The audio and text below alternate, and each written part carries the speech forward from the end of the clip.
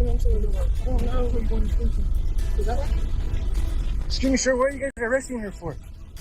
The story swirling around Chrisean Rock has taken a turn that no one saw coming, spiraling from the usual social media circus of baby daddy disputes into something that feels ripped from a crime thriller.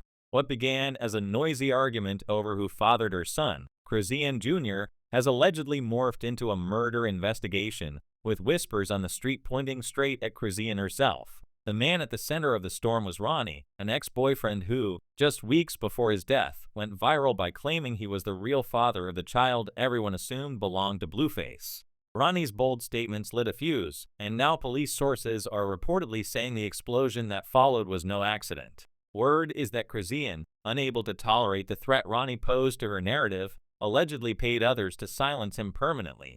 If even a fraction of this holds up in court, the consequences could strip her of freedom, reputation, and custody of her son.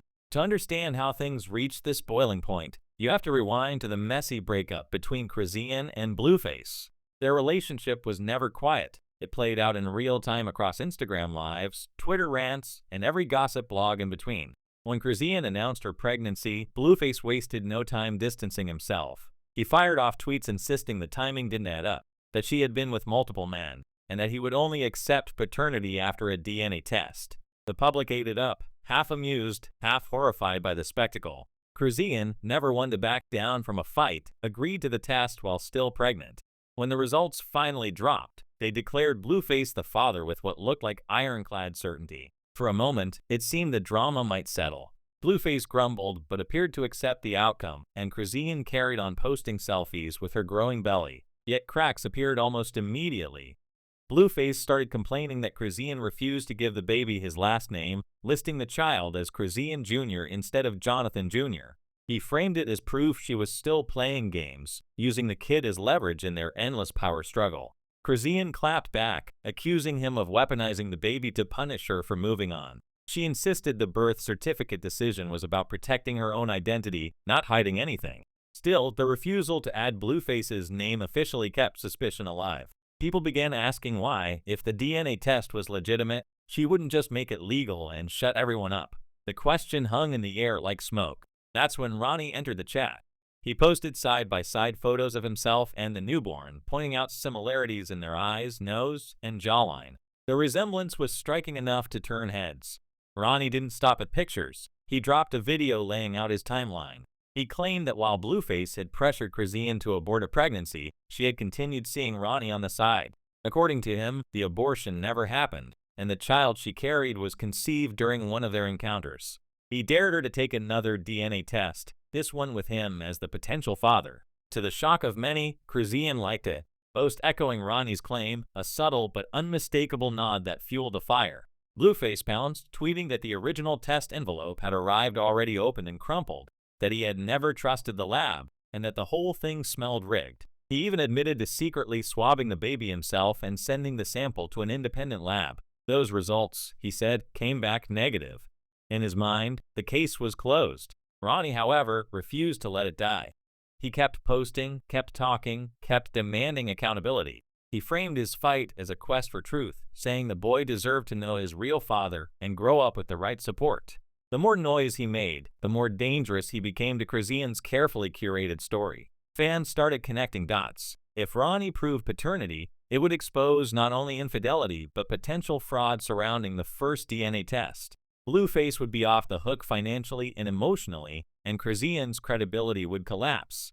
The stakes weren't just personal anymore. They were legal, financial, and reputational. Then, abruptly, Ronnie was gone. News of his death spread fast, details scarce at first. Some said it was a drive-by, others a targeted hit in a parking lot. Whatever the method, the timing raised eyebrows. Ronnie had been loud for weeks, and suddenly he was silenced. Speculation erupted online. People dug up old tweets, screenshots, anything that might hint a motive. Chrisean's name kept surfacing, not because of hard evidence, but because of pattern recognition. She had a history of explosive threats, of promising to send the streets after anyone who crossed her. Critics pointed to moments when she bragged about loyalty from gang-affiliated friends, moments that once seemed like posturing but now read like warnings. The real turning point came when law enforcement allegedly picked up two suspects. According to street sources, one of them started talking almost immediately. The story he told painted Chrisean as the mastermind. He claimed she reached out through intermediaries, furious that Ronnie wouldn't back down. Money changed hands, instructions were given, and the job was done. Whether she intended for Ronnie to be killed or simply roughed up remains unclear. The outcome, however, was final. Detectives reportedly began circling Chrisean, pulling phone records, reviewing social media activity, looking for any thread that could tie her to the payment or the planning. What makes the case so explosive is that Chrisean herself seems to have handed investigators a gift-wrapped confession. In a series of Instagram posts, she appeared to revel in the idea that anyone who spoke ill of her son met a grim fate. She listed examples: Blueface locked up for years, unable to see the child he once claimed; Ronnie, the ex who dared challenge her narrative, now dead. She wrote that people kept testing her, kept losing their lives, and that all she had to do was issue a warning. The tone was chillingly casual, almost celebratory. She even tagged Ronnie by name, saying his unfortunate end should serve as a lesson. Fans screenshot every word, circulating them like evidence in a trial that hadn't yet begun. Comments poured in, some calling for her immediate arrest, others pleading with her to delete the posts before she buried herself. Adding fuel to the fire were earlier public spats that now look prophetic. Chrisean had clashed with another ex, someone who criticized her parenting on camera. She responded with a rant about politics and Marx, insisting she knew real bloods and that crossing her meant dealing with consequences. At the time, viewers chalked it up to reality TV theatrics. In hindsight, the threats sound less like bravado and more like a blueprint. She spoke openly about sending gang members to handle problems, about not tolerating disrespect aimed at her child. Each clip resurfaced, each syllable dissected for subtext. Parenting itself became a flashpoint. Critics had long accused Chrisean of neglect, pointing to photos where Junior appeared unkempt or propped awkwardly on furniture. One ex claimed she fed the baby nothing but milk, ignoring pleas to introduce solids. Another described moments when Junior seemed distressed and Chrisean brushed it off, insisting he was fine.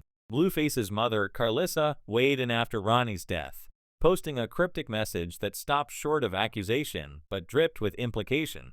She thanked God her son was behind bars, safe from whatever darkness had swallowed Ronnie. She urged prayer over judgment, yet the subtext was clear. She believed Chrisean capable of orchestrating violence. The paternity saga forms the backbone of the alleged motive. If Ronnie had lived to take his own DNA test, a positive result would have obliterated Chrisean's claim on Blueface.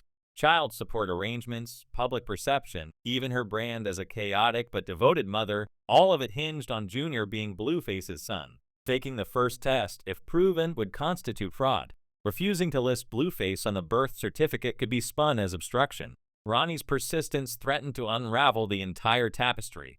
Eliminating him, the thinking goes, bought her time and preserved the status quo. Legal experts watching from the sidelines say the case is far from airtight. Street confessions carry weight but require corroboration, phone pings, bank transfers, witness statements.